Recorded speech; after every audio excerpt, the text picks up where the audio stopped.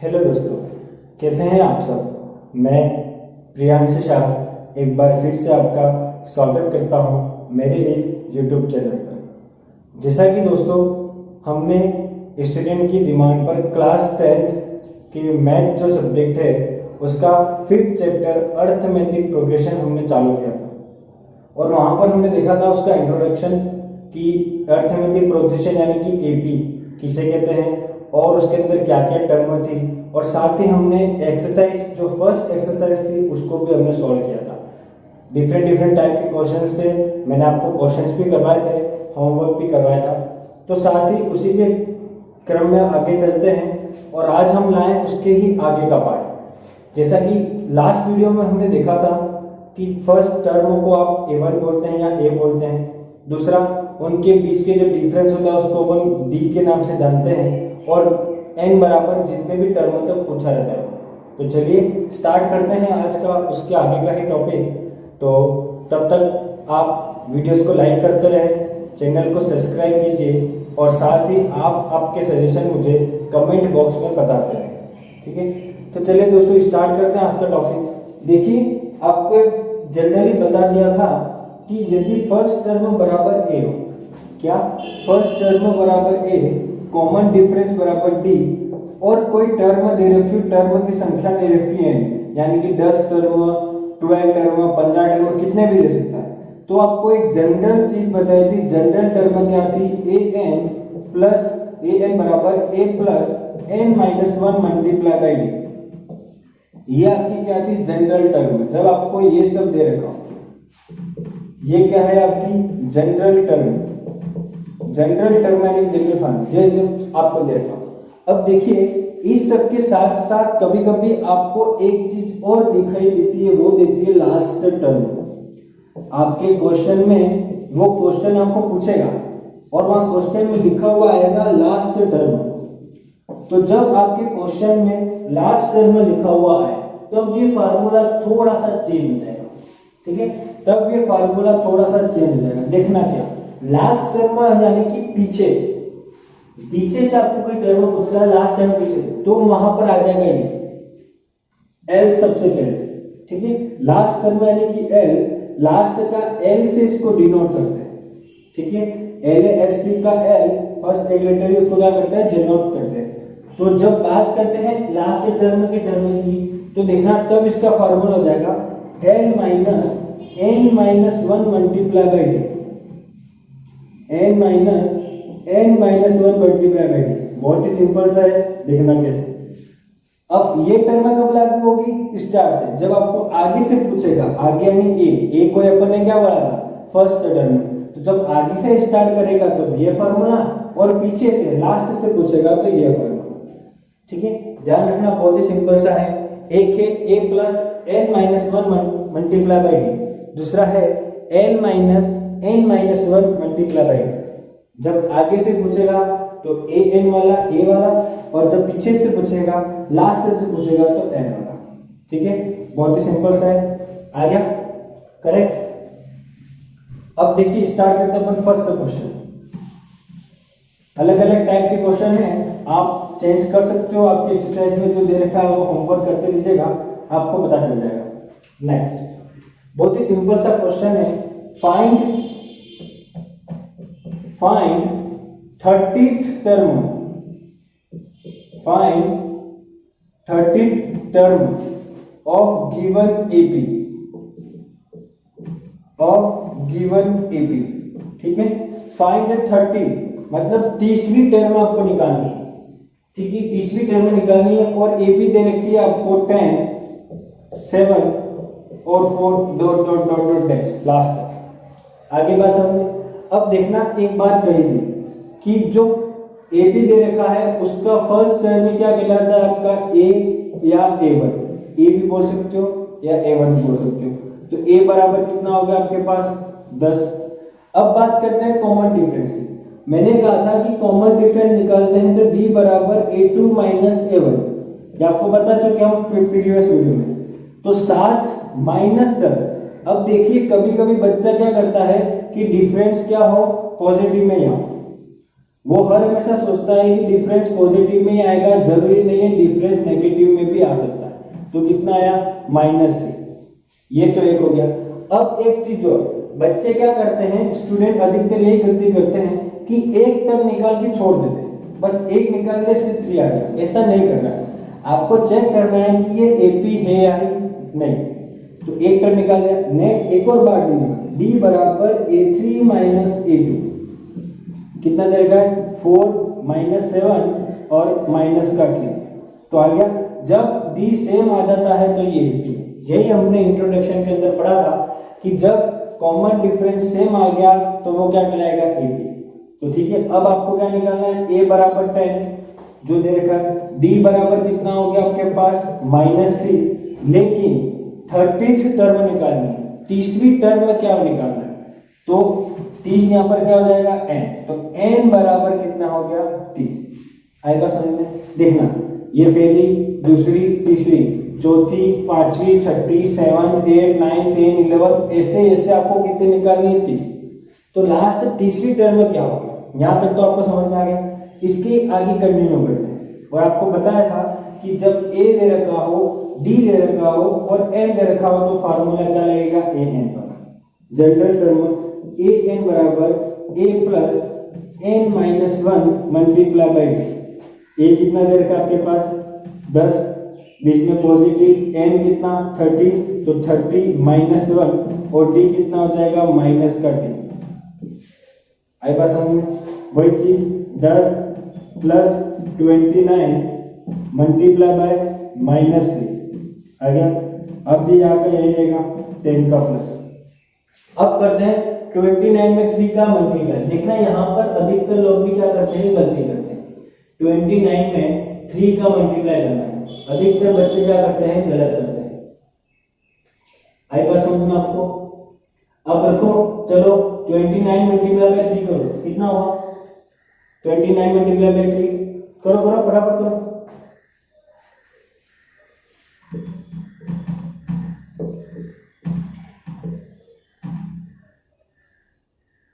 87, clear 87। अब देखना ये 87, लेकिन किसका आएगा 87, माइनस का आएगा 87, क्यों, क्योंकि यहाँ पर माइनस है। तो अब सॉल्व करो 10 और जब प्लस माइनस -87, तो 87 में से 10 गया तो 77, लेकिन बड़ा सिंबल माइनस का है इसलिए क्या जाएगा -77, इसका क्या जाएगा आंसर। तो जब आप 10, 7, 4 फिर डेरिवेट करके पीछे जाते जाओगे तो तीसरी टर्म में क्या आएगी आपकी 77 माइनस की, -77, ये आपका क्या हो जाएगा 30 टर्म। क्लियर, एक इस टाइप से आएगा, AP दे देगा और आपको n टर्म दे रखा होगा तो आपको an निकालना है। बहुत ही सिंपल सा है, ठीक है, फर्स्ट क्वेश्चन। नेक्स्ट करते हैं दूसरा, सेकेंड टाइप का क्वेश्चन। ये हम है, हम आपको देंगे होमवर्क, आप ट्राई करते रहिएगा। नेक्स्ट क्वेश्चन बहुत ही सिंपल सा है, एक और क्वेश्चन आपको निकालना है। अब देखो वहां पर तो आपको यूं कह रहा था कि 30 टर्म निकालो, अब यहां पर पूछ रहा है कि कौन सी टर्म, देखना विच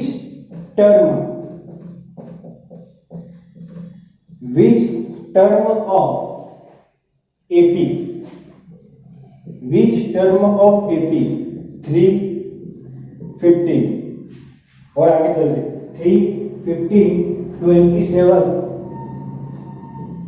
39 डैश डैश डैश डैश 639। आई बात समझ में। पहले क्वेश्चन में क्या था, आपको टर्म निकालनी थी 30 टर्म, तीसरी टर्म आपको निकालनी थी। यहां पर पूछ रहा है कि ये AP है और AP की कौन सी टर्म 639 है, ठीक है, कौन सी टर्म 639 है। तो यहां देखना वही चीज, A कितना हो गया 3, D आपको निकालना है A2 माइनस A1, बहुत ही सिंपल है, तो मैं बता चुका हूं बार बार, अब तो आप ओरल कर सकते हो। 15 माइनस 3 बराबर 12, एक और निकाल लो A3 माइनस A2, 27 माइनस 15 बराबर 12, तो D कितना आ गया 12। अब देखना विच टर्म यानी कि क्या निकालना है आपको, n आइडेंटिफाई करना है। n आइडेंटिफाई करना है, तो यहाँ पर an क्या हो जाएगा 639, जब n आइडेंटिफाई करना। फाइंड टर्म पूछे, फिर से याद रखें क्वेश्चन, फाइंड टर्म पूछे, फाइंड 20 टर्म, फाइंड 30 टर्म, तो वो है n, और विच टर्म देखना ना, विच टर्म पूछे तो वो निकालना n। वापस से बोल रहा हूँ, फाइंड टर्म दे रखा होगा तो n दे रखा है, और विच टर्म पूछा है तो an दे रखा है, ये याद रखने के लिए समझ लेना। नेक्स्ट फार्मूला क्या था, an बराबर a plus n minus 1 multiply by d, clear. अब an कितना हो गया 639, ये आपके पास कितना है 3 प्लस n 12, सॉरी n आपको आइडेंटिफाई करना है, तो n माइनस 1 और d दे रखा आपको 12, आगे पास में वही 69 3 प्लस, अब 12 का गुणा होगा, देखना जब भी ब्रैकेट के बाहर कोई संख्या होती है और उसका ब्रैकेट के अंदर गुणा करते हैं तो ब्रैकेट में जितनी टर्म होती है उसके साथ मल्टीप्लाई करते हैं। आई बात समझ में, तो कितना आ गया 12n, माइनस का माइनस और 12 बन 12, क्लियर। अब इसको पूरा ओपन करो, 69 ये 3 बराबर के इधर आ जाएंगे माइनस में, प्लस 12n माइनस 12, आई बात समझ में भाई, जब इक्वल के इधर आता है तो साइन चेंज हो जाते हैं ना, वही 69 में से 3 गए तो 636, अब माइनस का 12 वो इधर आके क्या हो जाएगा प्लस का 12 बराबर 12n, ठीक है। अब 636 प्लस 12 कितना होता है 648, ठीक है, कितना है 648 हुआ ना, मैं यहाँ पर इधर कंटिन्यू कर रहा हूँ, 648 बराबर 12n और n बराबर 648। अब देखना इतनी देर में इक्वल था, जब इक्वल के उधर प्लस का साइन हो तो इधर आके माइनस का हो जाता है, और माइनस का तो प्लस, जब इक्वल के उधर प्लस का साइन हो तो इधर आके माइनस का हो जाता है, और माइनस का साइन हो तो प्लस का हो जाता है। लेकिन जब यहाँ पर मल्टीप्लाई का हो तो इधर आके डिवाइड हो जाता है, तो ये आ गया 12 बराबर n। अब निकालो, डिवाइड करो, तो जब आप इसमें डिवाइड करोगे तो n का मान आएगा 54, n बराबर कितना आ गया 54। तो अब आपको जो पूछ रहा है n टर्म, तो जब आप 3 15 27 ऐसे ऐसे करके 54 टाइम आगे जाओगे तो वो टर्म में क्या आएगी 639। ऐसा ही आप पिछले वाला क्वेश्चन भी कर सकते थे, ठीक है, जैसे क्या आ रहा था n आपके पास 77, which term of AP is minus 77, उस क्वेश्चन को भी आप ऐसे कर सकते थे। तो एक ही चीज ध्यान रखनी है, जब विच टर्म दे रखा हो तो an दिया है, और फाइंड टर्म दे रखा हो तो n दिया है, ये बात आपको ध्यान रखनी है। आगे बात समझे, बहुत ही सिंपल सा है, ध्यान रखिएगा, ठीक है। तो एक और क्वेश्चन कर लेते हैं हम लास्ट वाला। अब देखना एक टर्म और पूछा है, एक और क्वेश्चन दे देते हैं, ठीक है। ये आगे आपको समझ में कि एक टाइप का क्वेश्चन आपके क्या था n, आपको n निकालना था। दूसरे टाइप का क्वेश्चन क्या था, n दे रखा है तो आपको n निकालना था। अब चल रहे हैं तीसरे टाइप का क्वेश्चन, देखिएगा तीसरे टाइप का क्वेश्चन क्या है, find 20 term, find 20th term of AP, find 20 term of AP, 3 8 13 dot dot dot dot dot 253 from last, ध्यान से दीजिएगा, फ्रॉम लास्ट। आई पास एक वर्ड दे दिया, फाइंड 20 टर्म ऑफ AP 3 8 13, ये क्या है 13 है, ओके 13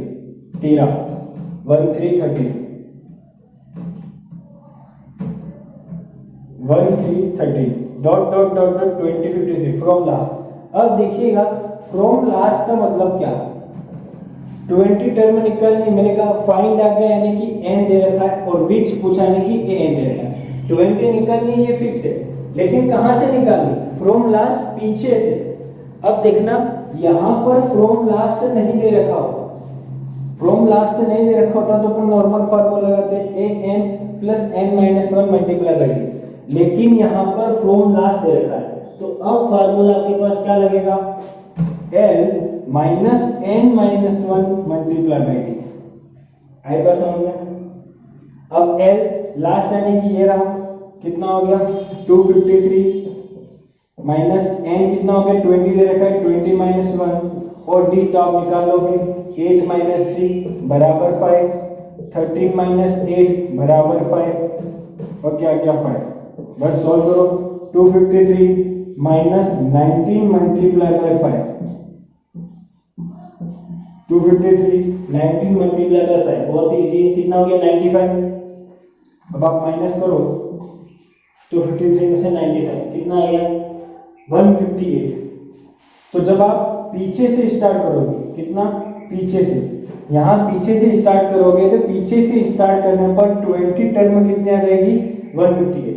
अब देखो, अब अगर मैं फ्रॉम लास्ट तक हटा देता हूँ तो वो फार्मूला क्या जाएगा a n plus n minus one multiply by, ठीक है। तो आज 3 तरह के क्वेश्चन थे, एक लास्ट टर्म वाले, दूसरा फाइंड और विच। एक ही बात ध्यान रखनी, फाइंड टर्म दे रखा होगा तो आपको एन दिया है, विच टर्म दे रखा होगा तो ए एन दिया है, और लास्ट लिखा हो तो आपको फार्मूला ही चेंज कर देना।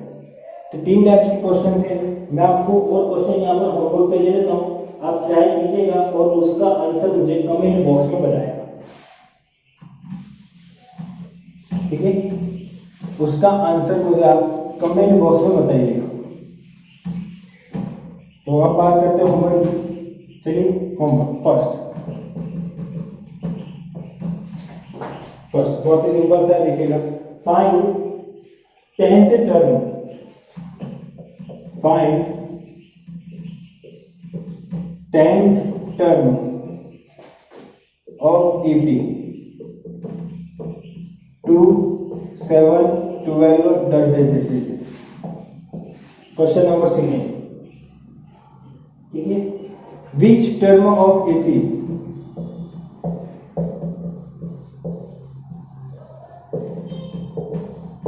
which term of AP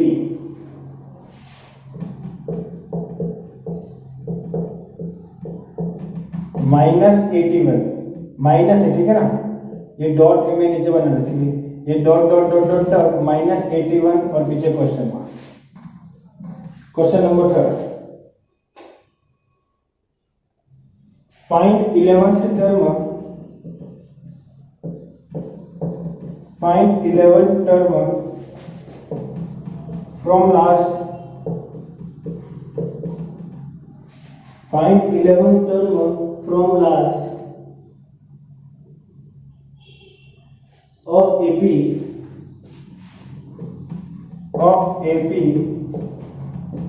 10 7 4 -62, ठीक है। ये 3 क्वेश्चन है, आपको ट्राई करते रहना है, तो आप घर में बैठ के पढ़िएगा, और हम आगे की एक्सरसाइज के और क्वेश्चन हम नेक्स्ट वीडियो में देखेंगे। तब तक के लिए स्टे होम, स्टे सेफ, धन्यवाद।